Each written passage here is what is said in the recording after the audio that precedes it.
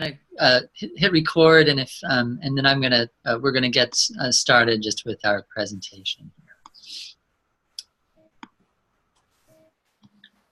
All right. So as I mentioned, this is a report actually that Michelle and I worked on with a colleague here at CU Boulder, Liz Meyer, who's not able to join us, but will be joining us for later in the series. And the focus is around how we can make the most of ESSA, helping states focus on school equity, quality, and climate.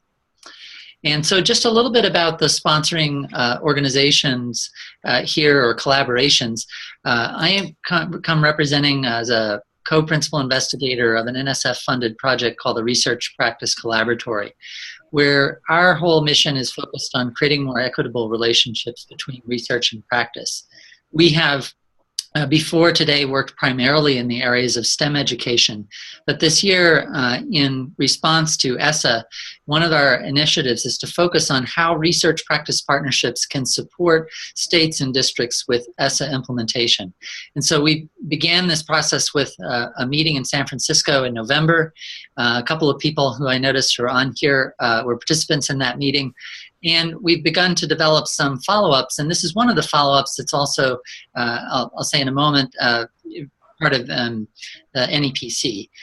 So what the collaboratory is 4 different organizations: the Institute for Math and Science Education at the University of Washington, CU Boulder here in the School of Ed, EDC, and the Exploratorium of San Francisco.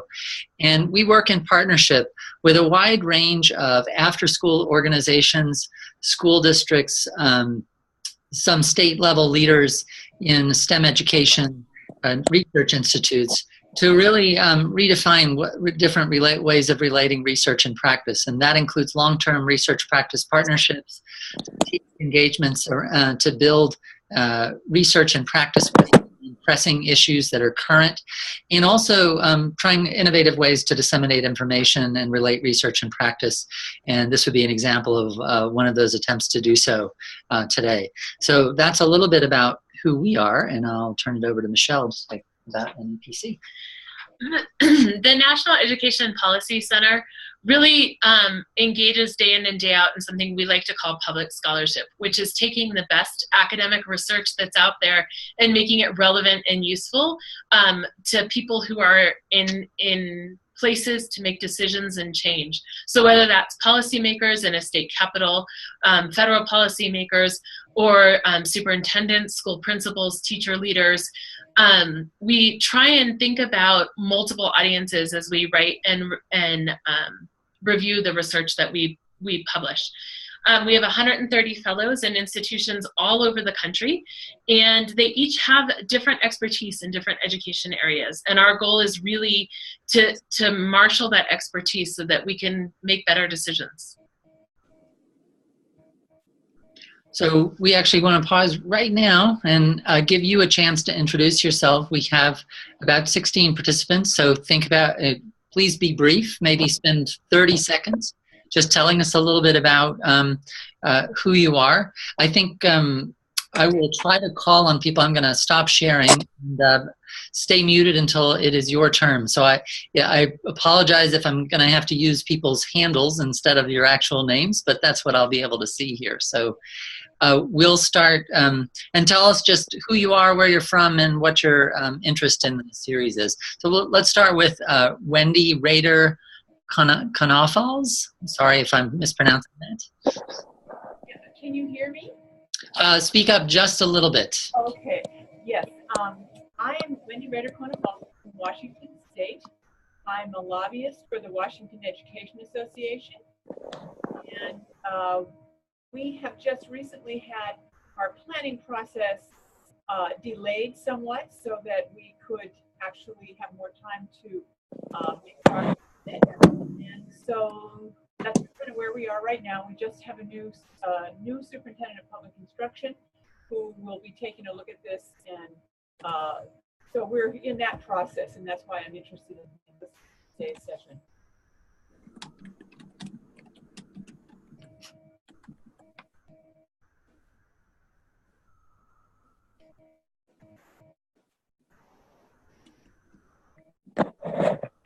I'm sorry, I now can't hear anything.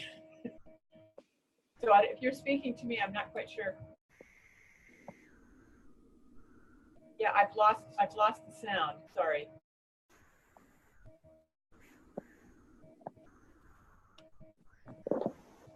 Oh, thanks. I'm muted. Thanks, Maria. So I was going to call on Tammy Warrow next. Good afternoon. Thanks for having this. My name is Tammy Warrow. I'm the president of the Iowa State Education Association. I'm also here with one of our lobbyists as well as our executive director. And our interest is pretty deep in this. So we're just appreciative of all the insights and things we can gather from other people on this call as well. So thank you. Great. And R. Strainer.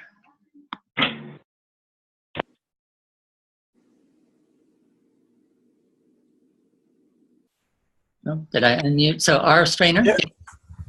Yeah, I'm Rick Trainer. I'm the Secretary Treasurer of the Michigan Education Association. Great. And any interest in this topic that you want to let us know about? Just in general, I'm interested in all aspects of what's going on with this as we move forward here. Great. TJ, you're up next. Hello, I am from Connecticut. Both I split my time between the Connecticut Science Center and the University of Connecticut. I'm in a doctoral program in science education.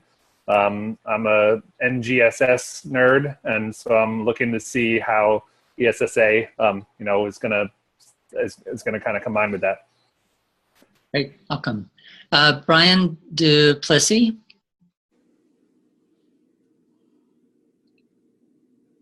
Would you like to introduce yourself, Brian?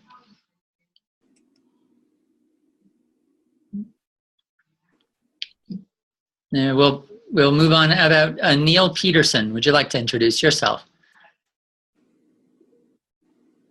So am I unmuted? Yes. All right. Nell, sorry, I couldn't see from here. Nell. I have a picture off. So Nell Pedersen with the Arizona Education Association. Great. And we are in the midst of trying to move our A through F committee to adopt some other indicators other than test scores. Great. So that would be my interest. Great. Thank you. Dan Quinn. Hi, Dan Quinn. I'm with the Great Lakes Center, and I'm also a doc student at Oakland University. So interested in ed policy writ large. So thank you very much. Great. And Heather Leary. Hi, I'm an assistant professor at Brigham Young University in Utah. And my interests with this are in some ways kind of general, but we have a Center for Improvement in Teacher Education and Schooling at BYU, where we work with 5 school districts in partnerships. And so just looking for information that I can pass along to them, as well as information to be able to take to the districts we work with. Great. Maria Salinas.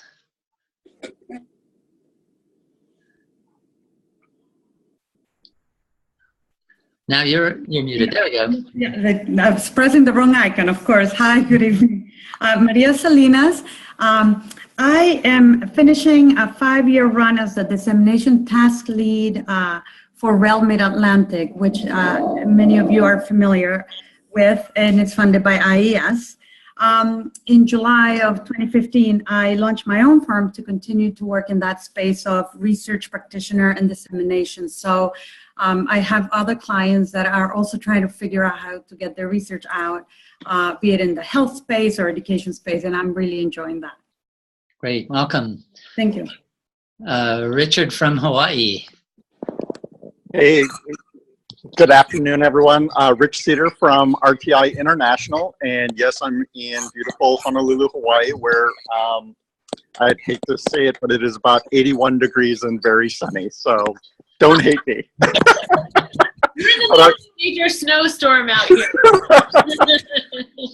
But we work with the state of Hawaii and other Pacific entities and other state education agencies around the mainland around ESSA implementation.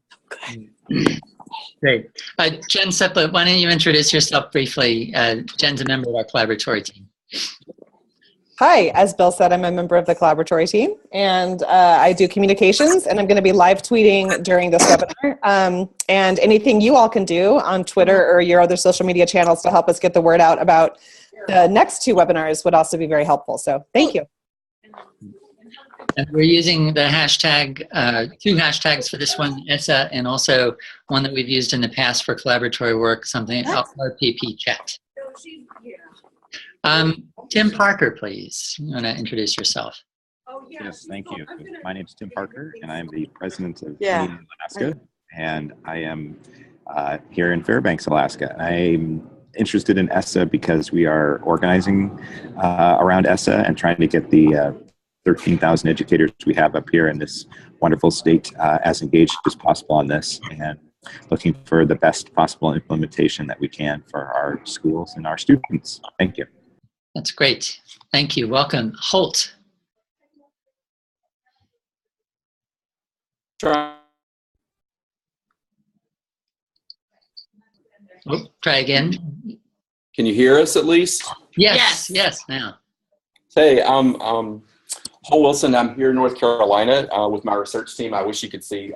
We're all here, and we're in partnership with the North Carolina Department of Public Instruction, supporting the implementation of new high school math standards, and we're using DBIR to help us with that. So we're really happy to be here and appreciate you sponsoring this. Thanks for joining for a second Zoom call today, Holt. You're welcome. Ray Tellman.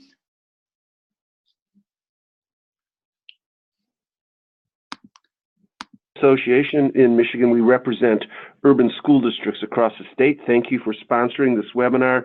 And in particular, I'm interested in the non-academic indicators of school quality and success. So thank you again. Thank you very much.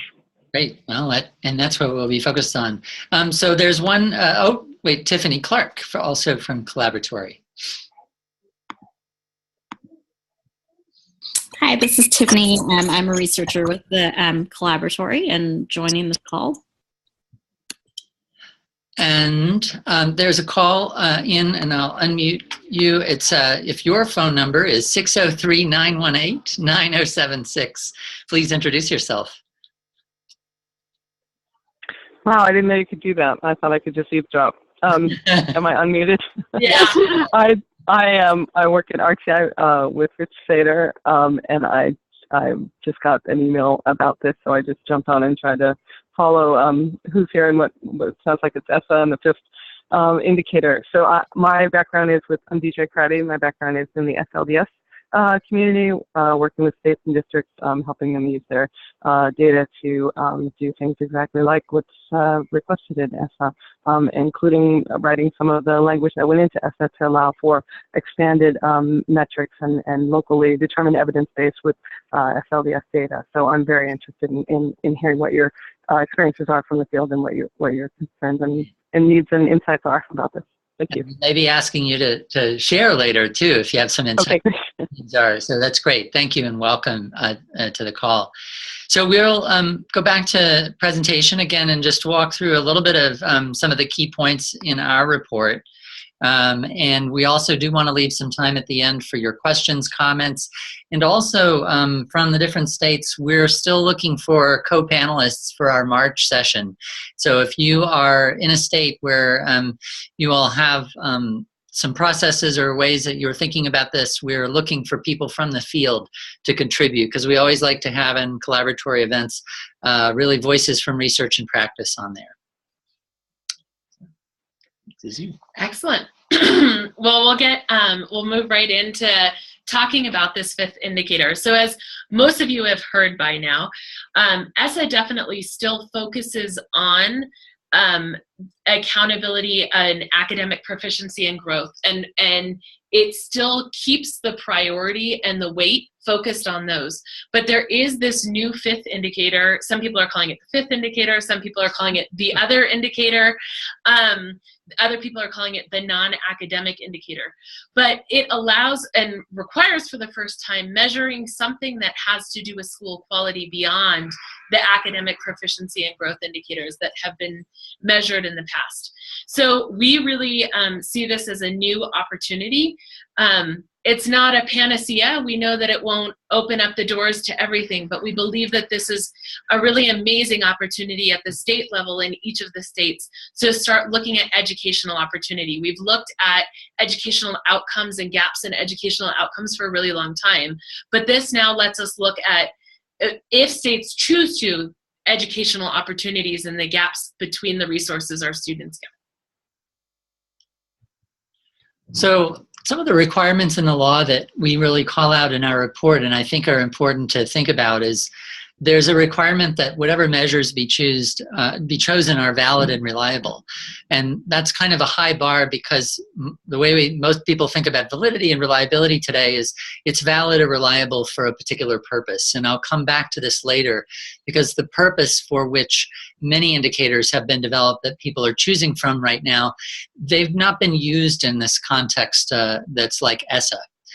The second thing is that the indicator has to be used statewide. And so it would be used with all schools, and also you can see that that's kind of a high bar to think about measures and indicators that would apply all the way from pre-K to 12 in the system. And then I think a third characteristic that is also a high bar is that it has to distinguish among different schools that vary along the performance on that indicator. So for example, if you have a psychological indicator that you're using or something like that relates to student motivation and engagement, one of the things that people who study those kinds of things realize that, well, a lot of the variation is actually at the individual student level. And these have to be able to distinguish really school level performance. And the purpose of that is to really be able to identify, this is part of what could go into identifying schools that need additional support. And so you really want to be confident that the schools that need additional support really need it, and that the measures that you're using are really focused on school level indicators. So some of the indicators that we're going to talk about today or possibilities are both things that pertain to the school as a whole, other things that might be about individual responses, but we're trying to understand and be able to pick out measures that really do distinguish among different levels in schools. We have a few big ideas in our report. The first big one is that this is an opportunity to focus on equity. You don't have to focus on equity. It's not necessarily a requirement, but we think it's an opportunity to focus on equity if states choose to, and if there's the right combination of pressure and desire to use this indicator to do that. When we think about equity, we think about opportunity to learn indicators. And opportunity to learn indicators are a very, very broad category of indicators, which we'll define in a second here. But the report also focuses on a subset of those indicators, really specifically school climate. And our colleague, Liz Meyer, has a tremendous amount of expertise in that particular subset of indicators as well. So the second big idea is really the importance of thinking about this as an extended process. Selecting an indicator is something that is required in the ESSA plan, but really if that's all it is, then this is in a sense a way to miss this opportunity.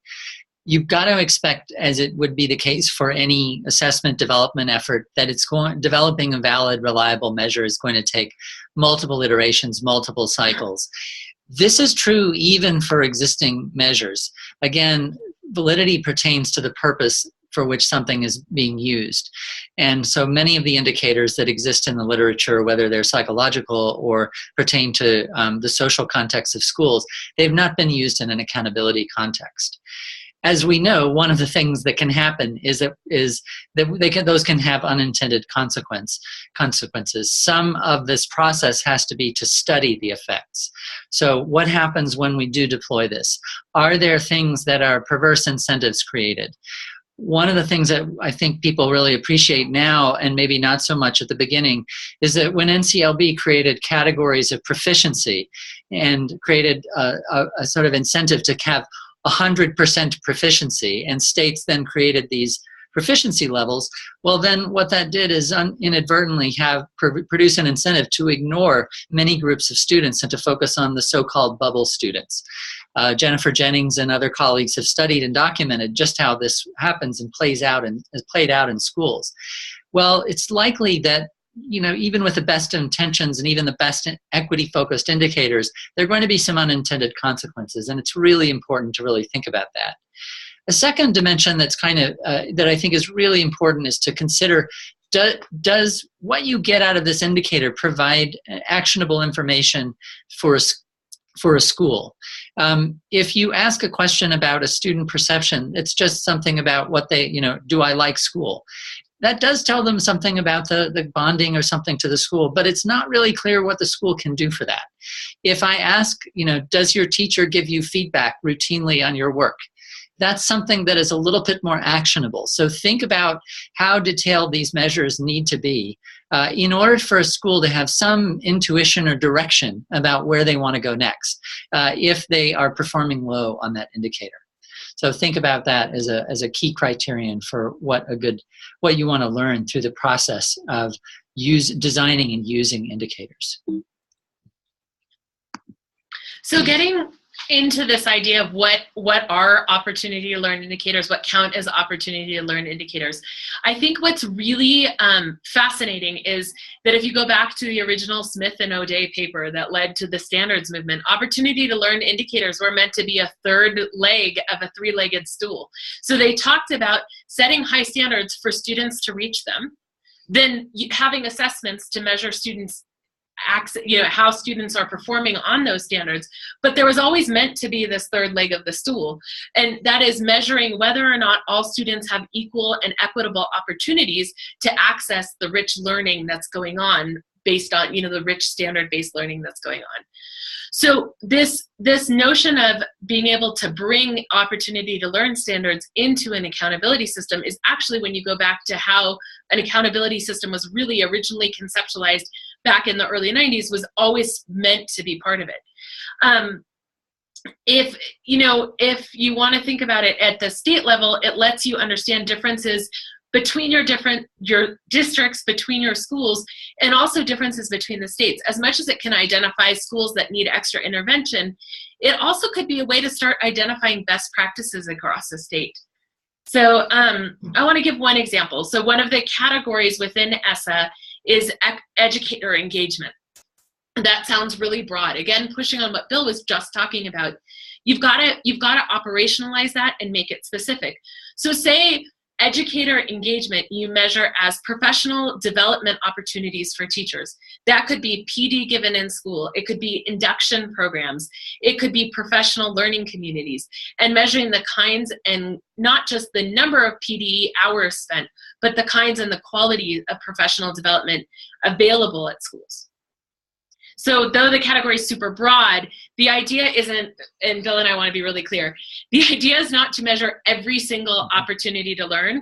Many of us researchers have designed beautiful systems of 24, 25 indicators to measure across every single opportunity to learn. The idea is to pick one opportunity to learn that is aligned with your own state's goals and objectives, and really operationalize it so it measures what that goal is. I think that's the same point Bill and I are trying to really hit over and over again here. The other category, a subcategory of opportunity to learn indicators, is school climate. And I think that this is in the immediate sense, this is a hugely salient issue in the wake of the election. There are lots of groups of students right now who do not actually feel safe at school, with higher incidence of violence, for example, towards undocumented immigrant students.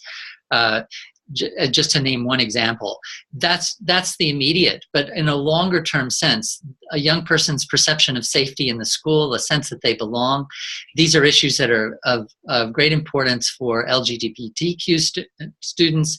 And I think in general, to the extent that these data can also be disaggregated, that could be very valuable to have. For example, in the idea of caring relationships with adults, we know that this is a really important indicator of developmental support for young people?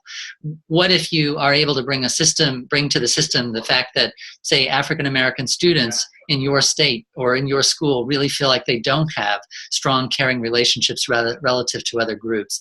It can really put a laser focus on where do we need to target our particular efforts in terms of caring relationships for adults. That's on the student side. The other piece of this that I think is a real valuable opportunity is staff and faculty experience of the work environment. This is a really key issue in terms of the climate for faculty. Is it a place where teachers are respected? Or a place where teachers have autonomy and some decision-making power? These kind of indicators can really help indicate a school climate where teachers are valued as professionals and are supported in their work with one another. So why spend the time to design this careful process? After all, the degree to which this stuff is going to get regulated at this point is really quite open for question. States are certainly moving forward, though, with their ESSA plans. And again, I think to underscore what Michelle's saying, this is an opportunity. So why not use it as best we can? But if we want to use it well, thinking about this as something that's going to be over as soon as your ESSA plan is submitted is probably not going to be a way to exploit this opportunity. And one of the things is the downside. There's this huge risk in selecting measures that have been used for one purpose, either in basic research or even in monitoring, and applying accountability pressures to them.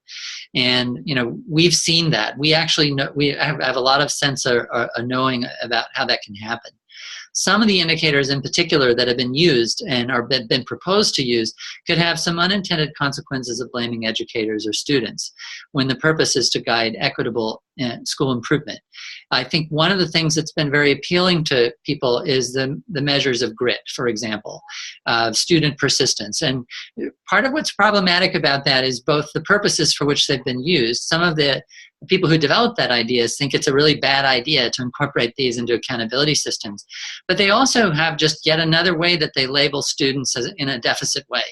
And they sort of make students the problem, as opposed to students are resources, and how are we actually supporting them and actually building supports for persistence.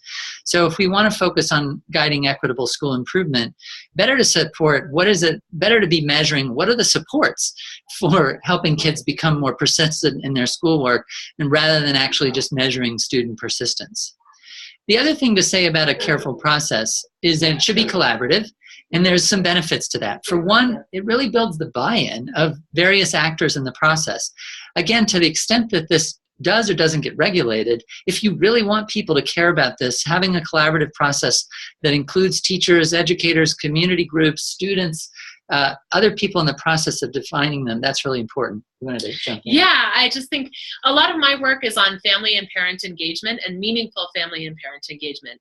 And one of the arguments for engaging families and communities in the business of schooling, and by business I mean the important decisions about curriculum, about the design and structure of the school, is because it provides a level of sustainability over time.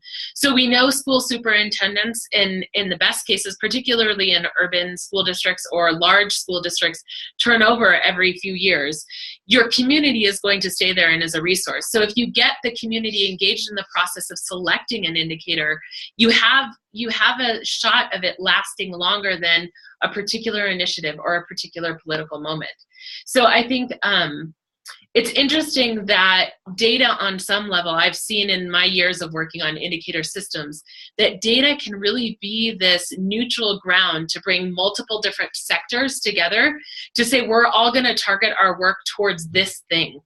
And choosing an equity-minded indicator is a way to incorporate and bring in that family engagement that other parts of ESSA requires, quite frankly. And our experience in research where we are collaboratively designing things with folks is one thing that we do is with that collaborative process too, you are much more likely to identify these unintended effects before they happen. Right. It's actually when we get into the policy vacuum chamber and are working on a tight timeline and don't think about this and don't slow the process down a bit with a collaborative process, that we miss what is obvious to some sectors and some communities is going to be a problem down the line.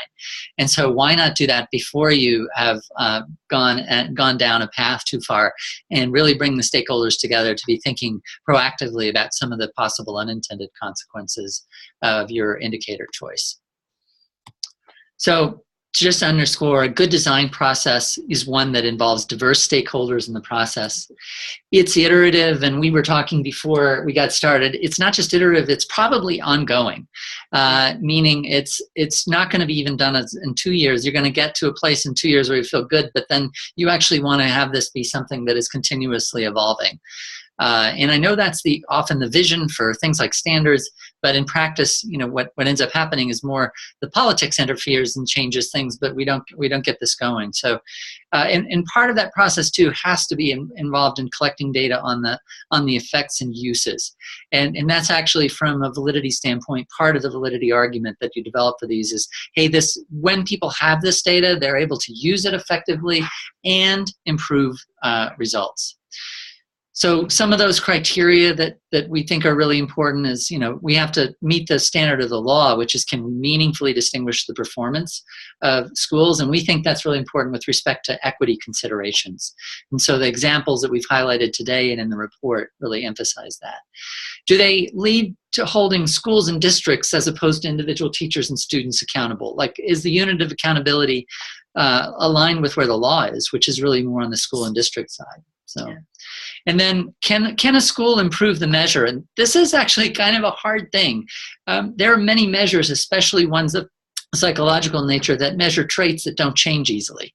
So part of the data that you have to establish is, can a school set up an intentional process by which they're trying to improve on a measure and have the measure actually show growth on that? And a valid measure should be able to do that. And that actually is pretty hard. And then, what available validity and reliability data are there for that are already in place that can at least give you some confidence that you're on the way to selecting a good measure? So a little bit more, just if you want to see more, the full report is at the NEPC website. This is really just the briefest of overview, and we're going to turn this over to some questions and answers and opportunities for dialogue in a minute. And we also want you to be able to join us for the remainder of the series. There'll be 2 more of these, and you can go to the website learndbir.org/news. That's a satellite website of the collaboratory, or you can send email if you have a question to nepc@colorado.edu. And again, we'll actually post where these slides and this webinar will actually be available on the web, probably on the collaboratory channel soon. And you all have a channel too, so we can post it, double post that. So we just kind of started with a little bit of some prompts, and we'll start with this one, but we also want to give you a chance to ask any questions of us, perhaps to start, and then perhaps we can ask you these questions back and really bring we've got a lot of different states represented on the webinar, and I want to give states a chance to speak and share some of the things that you guys are talking about. So first, and as you talk, unmute and then remute as you go. Like, what are some of the questions that you have? And I'll stop sharing too, and feel free to turn on your video too as you talk if you wish. So for this part. So would anyone like to pose a question of us to get started? It's amazing to me that we have representation from almost, I think, 13 states I counted as we were talking. Yeah. So we have about 13 participants in 13 states represented. If you have a question, you'll need to unmute yourself. If not, we'll turn around and ask you questions. We're both very good at asking. You're going to get in the hot seat. We'll call you out for answers. No, we won't do that. I'm not seeing any questions come in. All right. So can we maybe ask some of the folks from the state teachers associations, any of you, like, that are starting down this path, are there some indicators or measures that you're thinking about? And tell us your thinking about it, so that, because I think other states might like to hear, how are you thinking about it, and what are both the strengths and the concerns that you might have about them?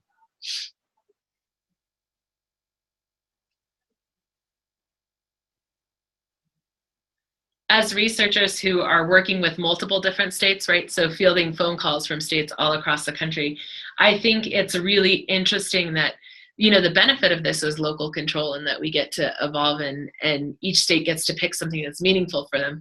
The hard thing is that, in 50 different state houses around the country, everyone's having to go through this process of deciding what is the best one, why is it the best one, are there any adequate measures of it? I'm curious to know if any of you have had experiences with this yet, or where you're at in your process.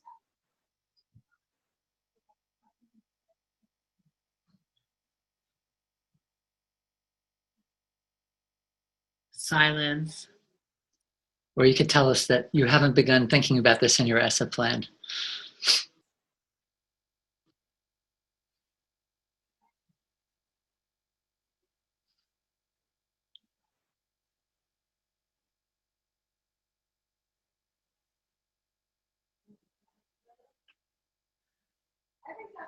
I think that's more than the 6. There's one from Dan. So Dan is like that. What are some measures that you've seen or heard that you have some problems with? I think one of the things that I'm particularly worried about is the one that I mentioned, are the measures of grit. I'm particularly worried about their potential for student blaming and for casting students from a deficit perspective. So I think that those can be problematic. I think also one of the things that we can do is we can lose an equity focus if we're not careful about how we actually frame an indicator. And I'll give an example. So one of the foregrounded equity issues these days is disproportionality in suspensions. So if all your measure is of suspensions, then you're missing an opportunity to focus on the disproportionality in the suspensions. And so really choosing an equity-focused indicator, you have to get clear about, well, what is the issue that people are worried about to begin with? Certainly we want to reduce suspensions, but what we really want to do is reduce really eliminate disproportionality, because that relates directly to the school-to-prison pipeline concerns that have been raised by a number of communities. I think following up on that, one of my biggest concerns that I'm seeing is that are people picking an indicator that's actually measuring what it is they want to measure? So for example, I was engaged in a project on parent involvement. And one of the indicators proposed to measure parent involvement was change in student test scores. And while we know long-term over years, having increased parental involvement can improve academic performance, it actually isn't going to show a change in a 6-month period or a year period. But what you could do is create an indicator of school climate. Some of the indicators coming out of the Chicago Consortium, for example, who are going to be on our next call. They have some amazing surveys of school climate and school engagement. So do you feel welcome at your child's school? A parent survey. A kid, do you feel welcome when you walk onto the school campus? Those sorts of things get more at that you're trying to solve with parent engagement. And I think that thinking about where you're at in the stage of implementation as a state, you want to pick that requirement for differentiation means you've got to pick something that allows you to see the difference between those. Yeah. And Dan asked about the promise. I mean, I would underscore, I think that we've asked folks from the Chicago Consortium to join us because those have a lot of promise, and they have also begun to integrate them into accountability systems in both Chicago and in Illinois. And one of the reasons I think that they have promise from the standpoint of school improvement is that they focus on school and working conditions for teachers as well, and they're tied to a research-based framework for improvement. We know of a number of districts that have actually used the framework from which those those measures are taken to actually organize school improvement efforts too. So they come not only with just, here's a set of measures, but here's a set of, this is a framework for you to think about school improvement, and here's some strategies that you can use to actually make progress on the items. So I think a good measure also has those qualities. They're not just a measure, they come with some strategies for improvement that are connected to them and have research. You know, there's another piece of this too, which is that the research shows in general that in implementation of equity-minded initiatives, that the first thing to get lost is the equity intent, right? That's the first piece that gets lost as you take a big idea and you implement it. So the local control funding formula that California is implementing right now was an outright up front, it was based on income, an equity-minded initiative targeting extra funding for low-income students, English language learners, and foster youth. So then the question is, how do you ensure that that equity intent filters down to each local control funding formula? When you have districts that have only ever have never really worked with foster youth before, trying to figure out the right way to measure whether that money is actually reaching foster youth or not, especially when you're talking about 8 or 10 students in some school and you can't publicly identify that.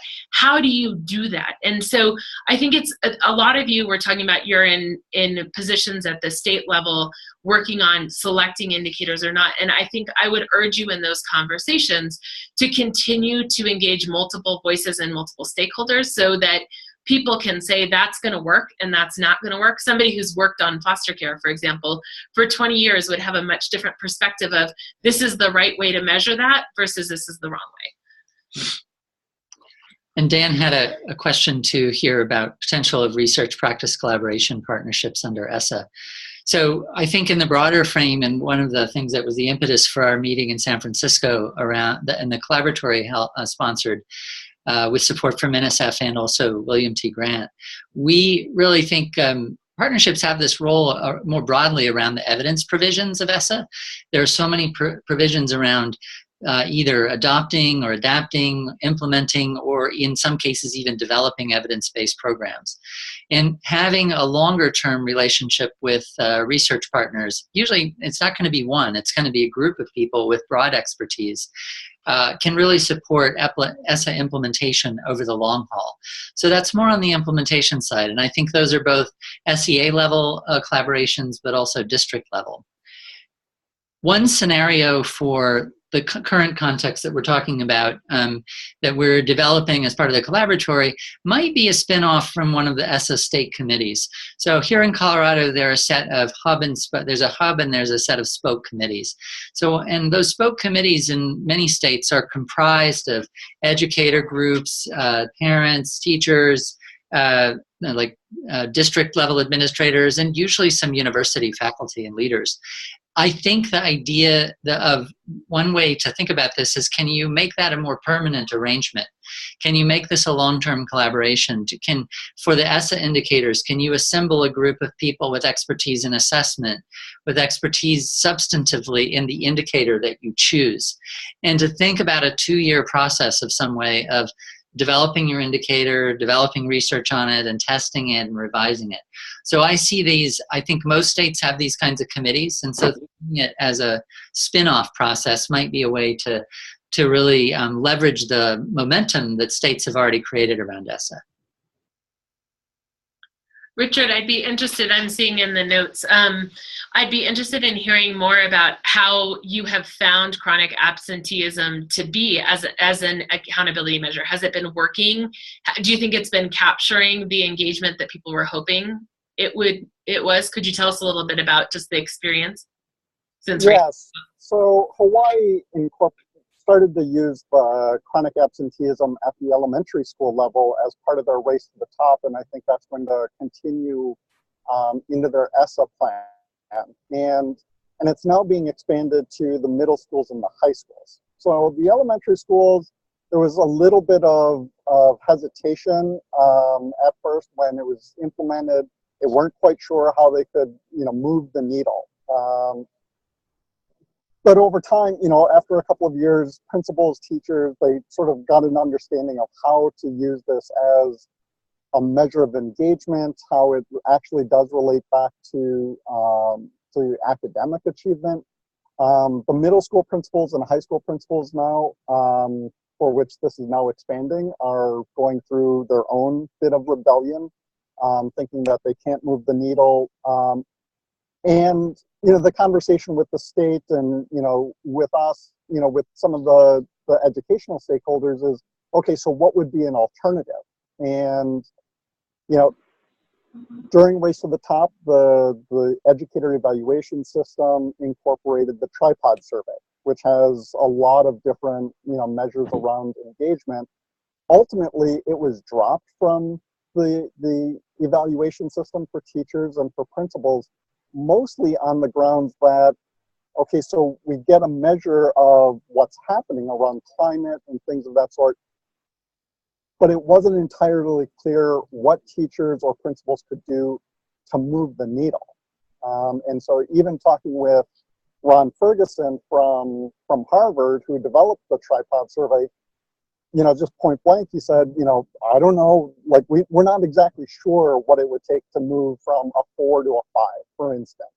And so, that whole notion of, so what do you put folks responsible for and matching that to what they're being held accountable for has been an evolving conversation out here in Hawaii. Yeah. Well, it's interesting. On chronic absenteeism, there was a youth, when I was at the Annenberg Institute in Rhode Island, there was a youth organizing group in Providence that used the measure of chronic absenteeism to fight for better transportation for their young people, right? Mm-hmm. So they were able to draw circles around our kids a mile, 2 miles, 3 miles from their campus that they're going to school in. And the fact that buses didn't start, now I'm forgetting the specifics, say till 2 miles out. And they noticed that kids that were, in that between 1 mile where you can easily walk and 3 miles where a bus is provided, there was a huge band of kids who weren't making it to school, and the true problem was transportation. Mm-hmm. And so then the district as a whole was able to work on better transportation for the district. So it's an interesting way, but what that definitely takes is engagement with people to figure out why the chronic absenteeism, right? So I've heard of a lot of organizations. I think the Alameda County of Public Health and Human Services in Oakland, California, has used chronic absenteeism as an identifier for which students probably need extended healthcare services. And they've used that list of kids who are chronically absent as a way of reaching out. I heard a presentation a couple years ago, whether that's still going on or not, it was part of the Community Schools Initiative, but one in which a school level indicator was then able to trigger resources in the community. And I think that's an example where the right indicator can trigger partnership and solutions in a way that the wrong one wouldn't. If chronic absenteeism turns into, we're going to measure chronic absenteeism and then demonize the kids who aren't making it to school, when actually it's because, they're homeless or their parents, are working and they had to, there's another example I've heard people talk about where older siblings have to take their younger siblings to school because there's no bus, and then they take the bus to school. And in Los Angeles, there was a big problem with chronic absenteeism that really had to do with the transportation of the elementary age kids. So, that's an example there from a couple parts of the country where absenteeism has been a way to trigger other supports around the school. Yeah, and I think in Hawaii, more than anything else, it's triggered, some real conversations around the root causes. So from school to school, you could have equal % of students that are chronically absent, but for completely different reasons. And exactly. So, it's forcing conversations in schools with communities and parents and even the students themselves as to, like, what's going on, what's leading to this, and how can we find solutions to address it that are unique to our school. Mm-hmm. That's right. DJ, it looked like you unmuted yourself for a moment. I did. Gosh, you guys can see and hear all. You weren't kidding about calling on people. So I it ties into everything that all of you are saying about this. So one of the things, and even that Rhode Island experience in all the different instances, and back to the school climate service and making things actionable and being different for each school, and where's what did you call it, the unit of unit of something, unit of accountability, without blaming, actionable, measuring later. All of that kicks in when you really can work very closely with someone to help you understand the data and to listen to your questions and then get back to it. So I've worked with states where they identified the chronic absenteeism, but then they did a whole campaign with parents and health professionals and legislators as well as within the schools. And then we also looked at the climate surveys and did a disaggregation of which kinds of students in which kinds of schools were facing which kinds of challenges at the school in addition to at home.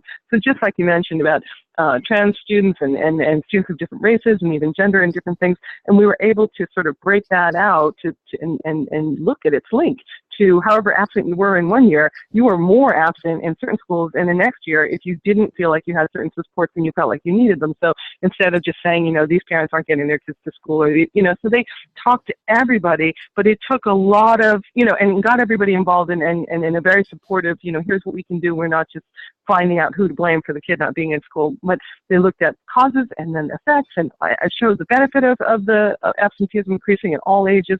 But one of the things that was key to that was a really deep and broad understanding of how to get into the data with the methods and understanding survey constructs and understanding what the administrative data could and couldn't do and linking it longitudinally. And you can really come up with some wrong things if you can't do that. And the states and districts don't have the capacity to do that. We work with principals, we work with everybody, found out what do you do in your school, what do you know about what this data looks like it's saying to us that is wrong. So I think it's a big lift for states and districts to do this on their own, and if they can get help with somebody who can really kind of roll up their sleeves and help them work with their data, that can be really key. That's what we found anyway at RTI and working with the SLDS community.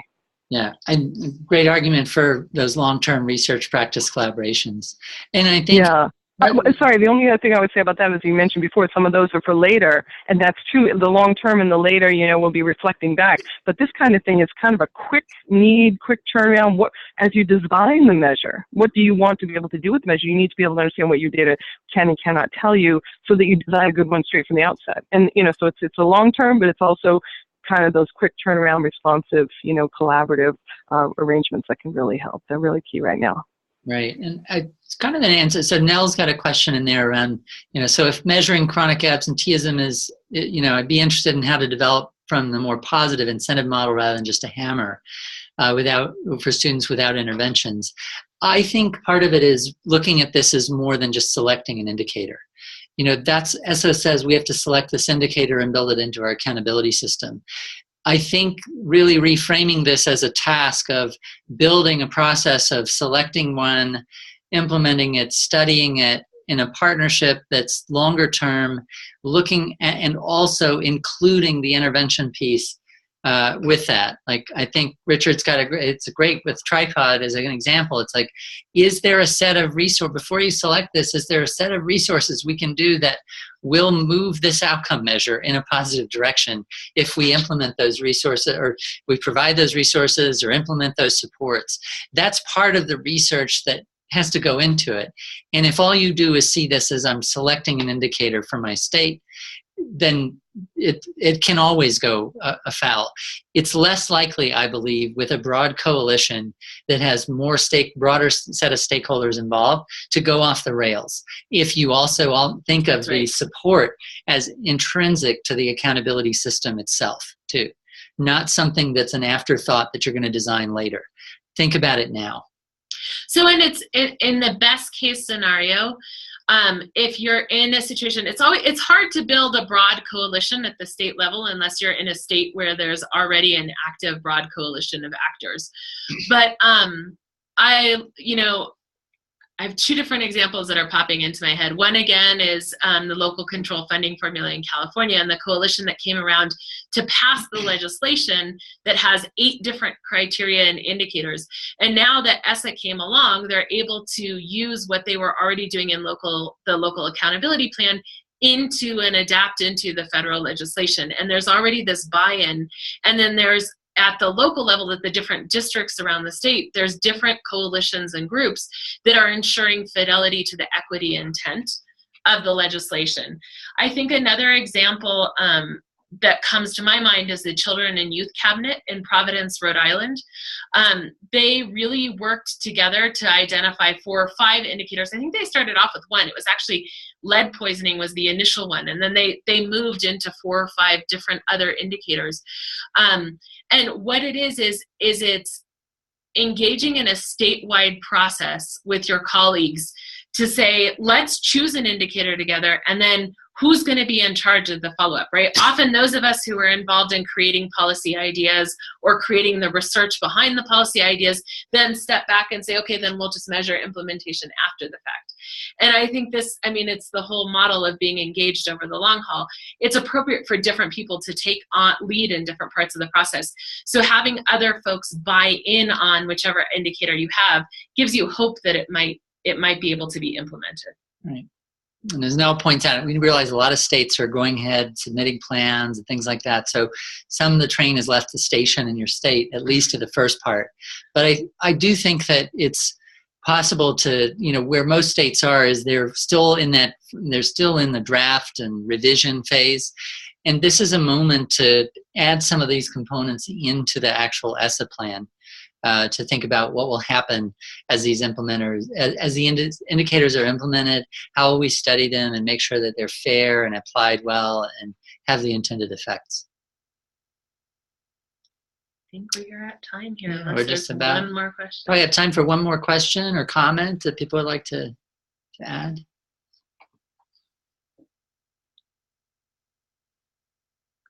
I'll put up just one last time so you can see where we, the next set of webinars that we have coming up are we have a couple of different people who've also been hard at work at the ESSA indicators from the Scope Center at Stanford and also from the Learning Policy Institute.